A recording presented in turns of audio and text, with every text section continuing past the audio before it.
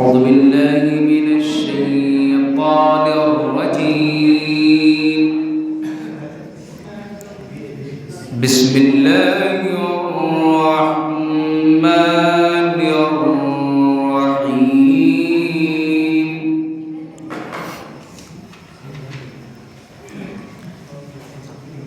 الحمد لله رب العالمين.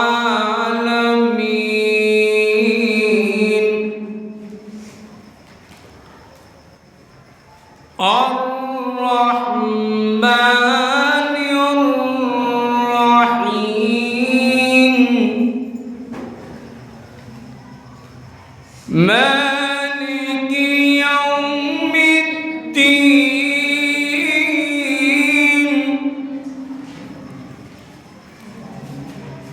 إياك نعبد وإياك نستعين.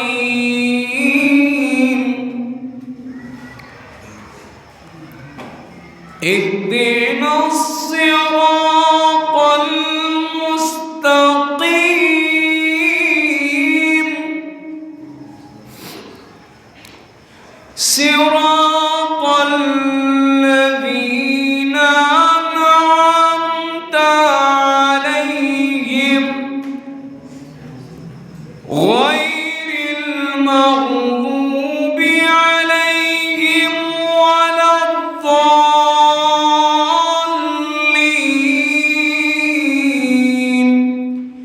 بسم الله الرحمن الرحيم. إنا أعطيناك الكوثر فصل لربك وانحر. إن شانئك هو الأبتر. صدق الله العلي العظيم. اللهم صل وسلم وزد وبارك على رسول الله وآله الأطهار. على رسول الله وآله الأطهار. صلى الله عليه محمد.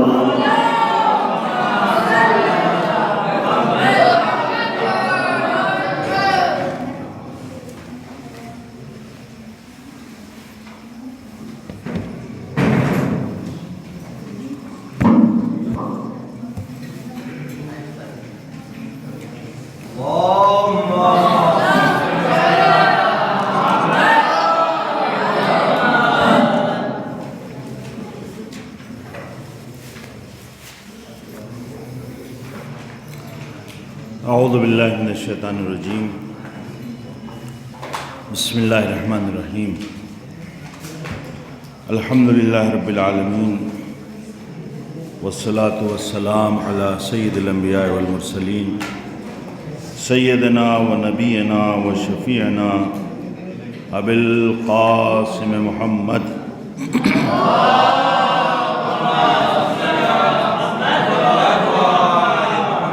وعلى اہل بیت الطیبین الطاہرین المعصومین المظلومین ولعنۃ اللہ علی اعدائہم اجمعین. اما بعد فقط قال امامنا القائم عجل اللہ تعالی فرجہ الشریف. بسم اللہ الرحمن الرحیم. وفی ابنۃ رسول اللہ لی اسوۃ حسنہ. ہمارے زمانے کے امام کا ارشاد گرامی ہے کہ دختر پیغمبر کی ذات گرامی میرے لیے بہترین نمونِ عمل ہے. یہ جو دروس کا سلسلہ چل رہا ہے اس میں جو مرکزی کردار ہے وہ شہزادی دو عالم جناب فاطمہ زہرا سلام اللہ علیہا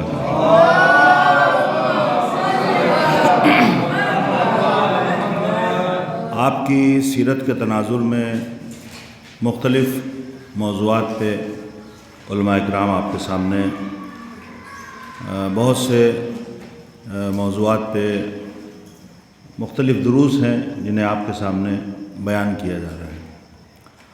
ایک بہت اہم موضوع ہے دین اسلام میں، وہ ہے توحید۔ توحید ایک ایسا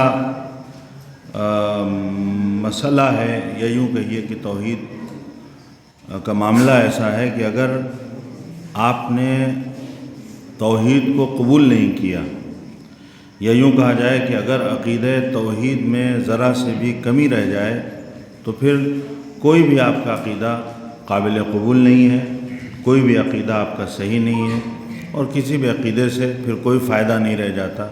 یعنی جب آپ نے خدا ہی کو نہیں مانا ہے، اور اگر خدا کو نہیں مانا ہے تو پھر اس کے بعد نبوت اور امامت اور قیامت، ان سب چیزوں کی کوئی حیثیت نہیں رہ جاتی۔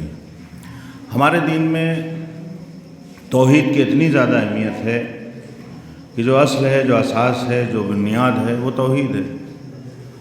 لہذا اگر توحید ہے تو سب کچھ ہے، توحید نہیں ہے تو کچھ بھی نہیں ہے۔ یعنی امام حسین علیہ السلام کا جو فقرہ ہے کہ بار الہا، جس نے تجھے پا لیا اس نے کیا کھویا، اور جس نے تجھے کھو دیا اسے کیا ملا۔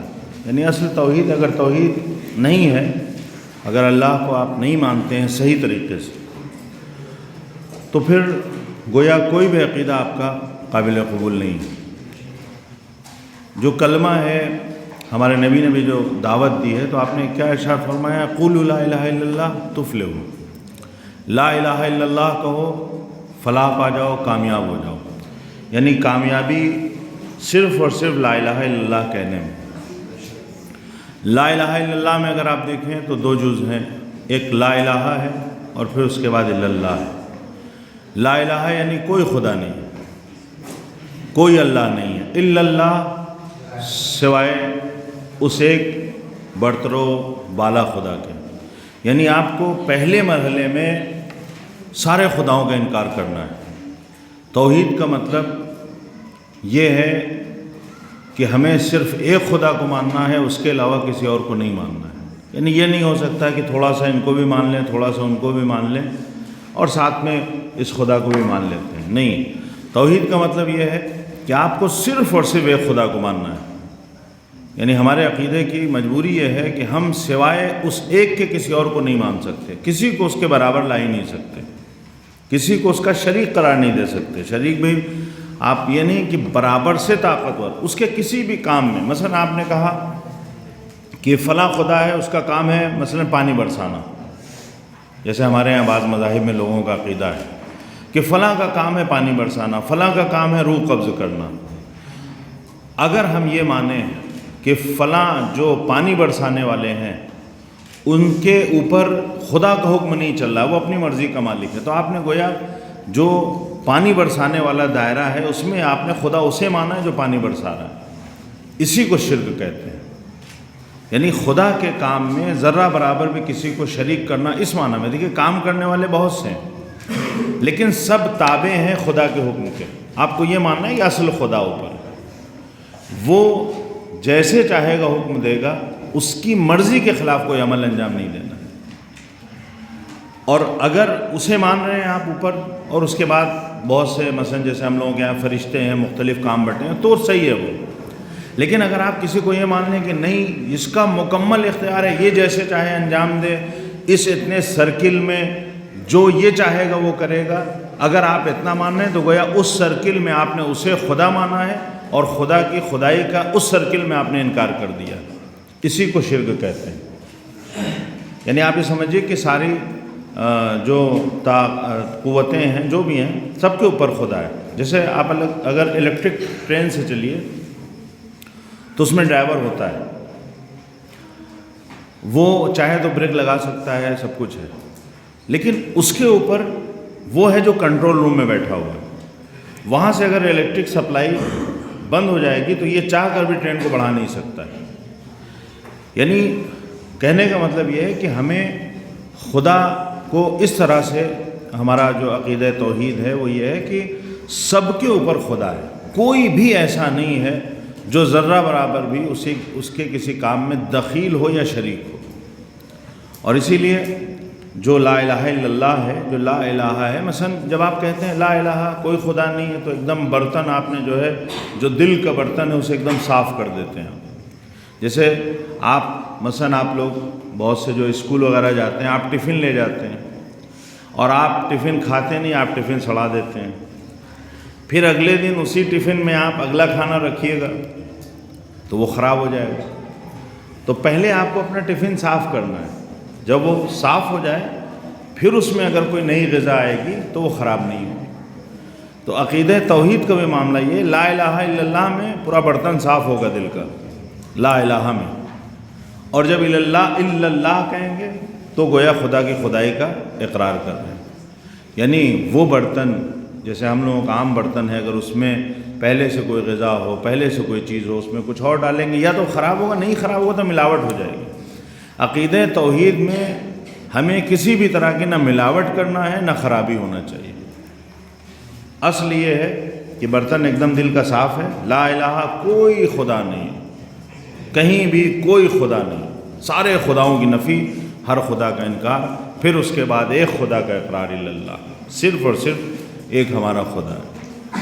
بہت سی دلیلیں آپ نے کتابوں میں پڑھی ہوں گی، جو ابتدائی کلاس میں آپ نے کتابیں، یا جو اردو کی بعض کتابیں تھیں، بہت سی دلیلیں دی جاتی ہیں خدا کے ہونے پہ۔ یہاں بہت سخت دلیلیں نہیں، جیسے آسان سی دلیل وہ جو ایک بڑھیا والا واقعہ ہے کہ وہ چرخہ کاٹ رہی تھی اور اس سے کسی نے خدا کے بارے میں سوال کیا اور اس نے اپنا جو چرخہ تھا روک لیا، تو اس کا جتنی دیر چرخہ رکا رہا اتنی دیر کام نہیں ہو رہا۔ اس نے کہا جب بغیر چلائے ہوئے ایک چرخہ نہیں چل سکتا ہے تو یہ پورا نظام کائنات کیسے بغیر کسی خدا کے چل سکتا ہے۔ اسی طرح سے ہمارے معصومین نے بھی بہت سادہ سی مثالیں دے کے سمجھایا ہے۔ ہمارے چھٹے امام، امام جعفر صادق علیہ السلام،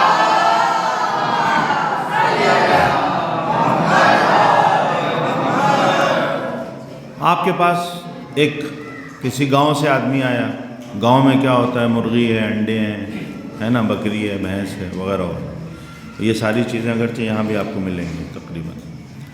تو اس نے کہا کہ مولا یہ بتائیے کہ خدا ہے، اس کی دلیل کیا ہے؟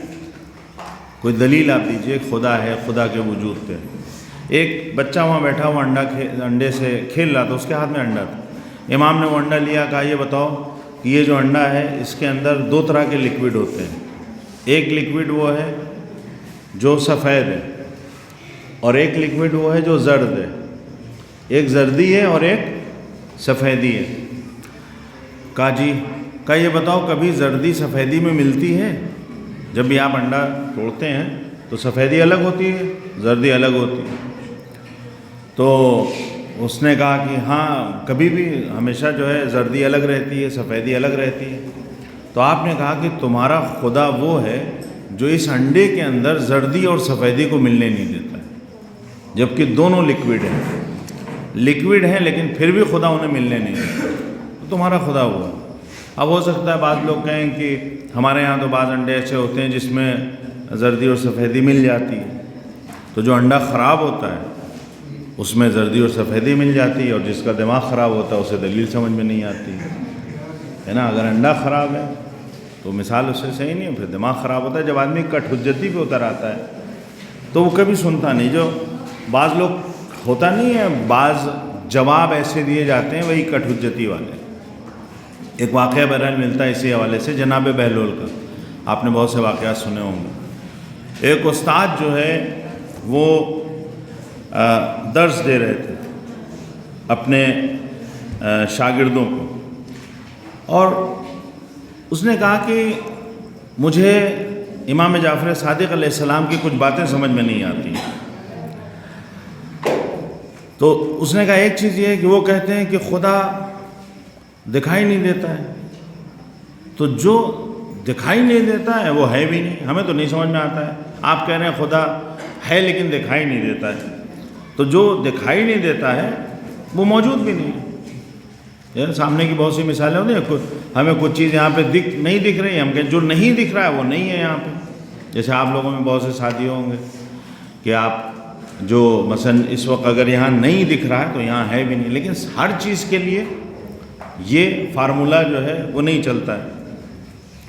دوسرے یہ کہ انہوں نے کہا کہ وہ کہتے ہیں کہ شیطان کو جہنم میں جلایا جائے گا, جبکہ شیطان جو ہے خلق ہوا ہے کس سے؟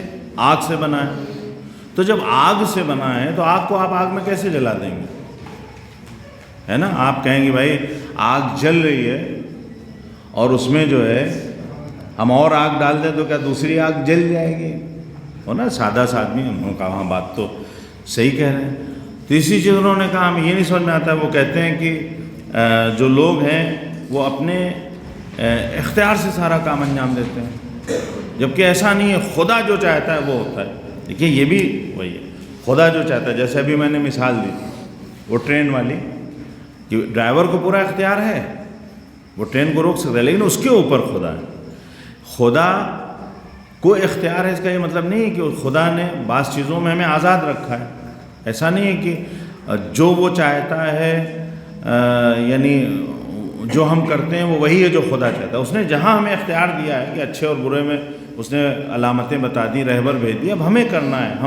ہم اگر اچھے کو اچھا سمجھ کے اس طرف بڑھ رہے ہیں تو یہ ہماری اچھائی ہے, برائی کی طرف بڑھ رہے ہیں تو یہ ہماری برائی ہے. یہاں پہ ہمیں اختیار دیا خدا نے. لیکن ایک عقیدہ یہ ہے کہ نہیں, جو بھی ہم کرتے ہیں سب خدا کرواتا ہے. تو جناب بہلول نے اسے وہ جواب دیا جسے کہا جاتا ہے کہ ایسے لوگوں کو سمجھانے کے لیے انہوں نے ایک ڈھیلا اٹھایا اور اسے مار دیا. ایک ڈھیلا اٹھایا, مٹی کا ڈھیلا, اور اسے مار دیا. اس نے جا کے خلیفہ سے شکایت کی, ان کو بلایا گیا.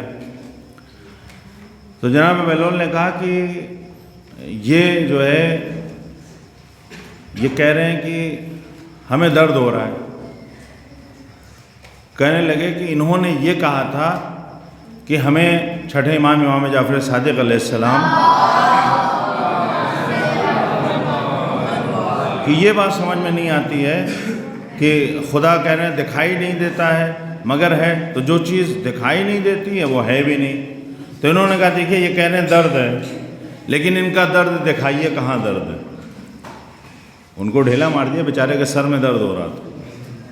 اور نے کہا کہ ان کا درد کہاں ہے دکھائیے, اور انہی نے کہا ہے کہ جو چیز دکھتی نہیں ہے وہ ہوتی نہیں. تو جب درد دکھ نہیں رہا ہے تو اس کا مطلب درد ہے بھی نہیں. دوسری بات انہوں نے کہا تھا کہ ہمیں یہ بات سمجھ میں نہیں آتی کہ شیطان جو ہے وہ آگ کا بنا ہے, تو آگ میں کیسے جل جائے گا. تو یہ بھی تو مٹی کے بنے ہیں, ہم نے بھی مٹی کا ڈھیلا مارا ہے. تو جب وہ آگ میں جل نہیں سکتا تو مٹی سے ان کو چوٹ کیسے لگ سکتی ہے. جب آگ کو جلا نہیں سکتی ہے تو مٹی کو چوٹ کیسے پہنچا سکتی ہے. تیسری چیز یہ کہ انہوں نے کہا کہ آدمی کو اپنا اختیار ہے ہی نہیں, جو بھی کراتا ہے خدا کراتا ہے. تو ڈھیلا ہم نے تھوڑی مارا ہے, یہ جو آپ ہمیں پکڑ رہے ہیں یہ تو خدا نے کروایا ہے, تو آپ اس کو پکڑیے جس نے یہ کام ہم سے کروایا. یعنی یہ جواب جو ہے وہ بیچارے شرمندہ ہو گئے, ان کے پاس کوئی جواب نہیں تھا. یعنی کبھی کبھی جو بعض لوگوں نے اس طرح کی بھی دلیلیں دی ہیں سامنے والے کو خاموش کرنے کے لیے, لیکن ہمارے یہاں جو عقیدہ توحید ہے اس پہ ہر طرح کی دلیل موجود ہے. جو لوگ انکار کرتے ہیں کہ خدا نہیں ہے, بعض لوگ ہیں نا وہ کہتے ہیں کہ خدا نہیں ہے, جو کچھ ہے وہ نیچر ہے.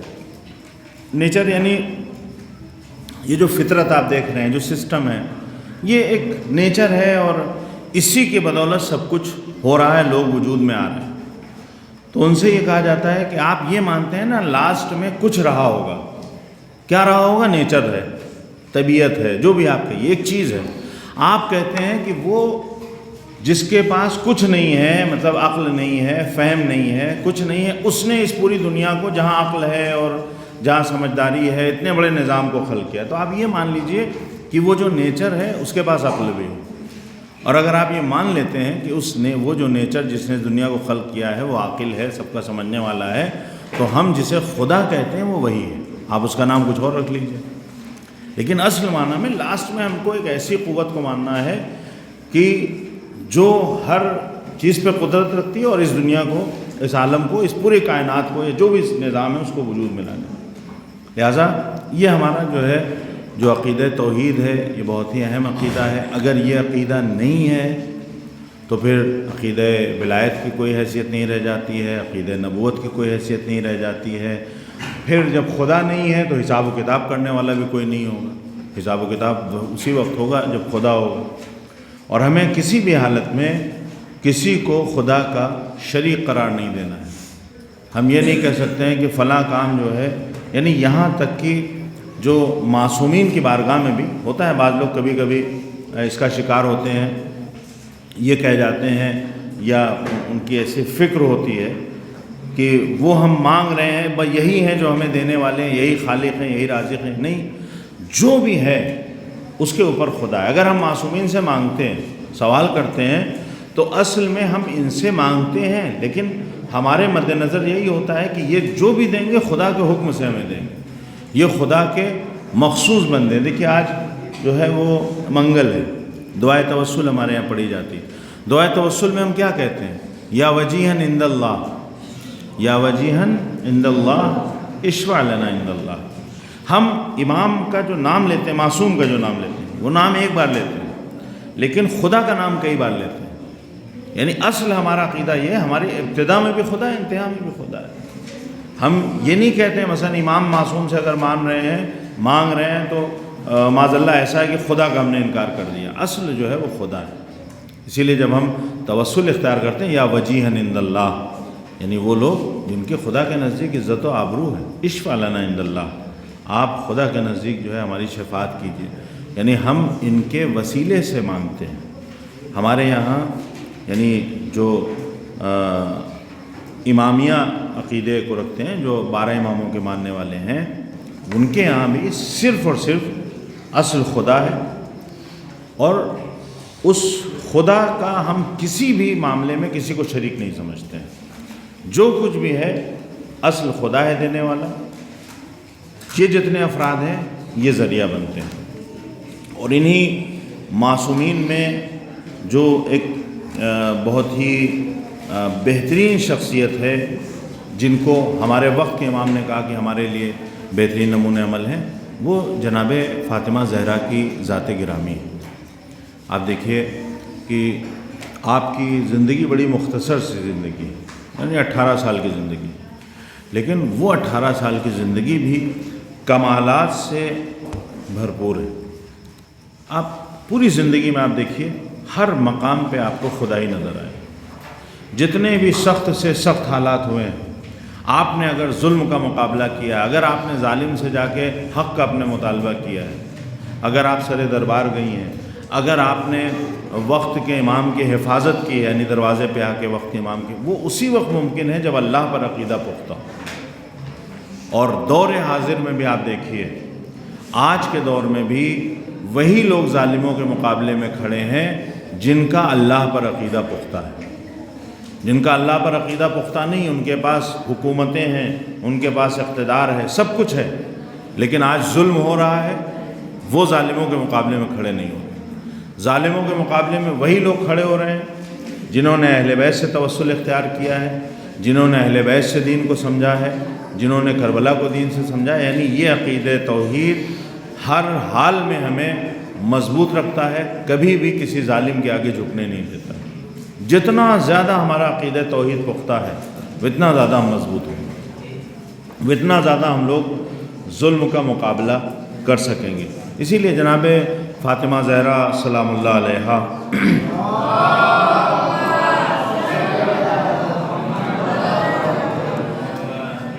کہ آپ سے ایک بار ہمارے آخری نبی نے سوال کیا، ہمارے آخری نبی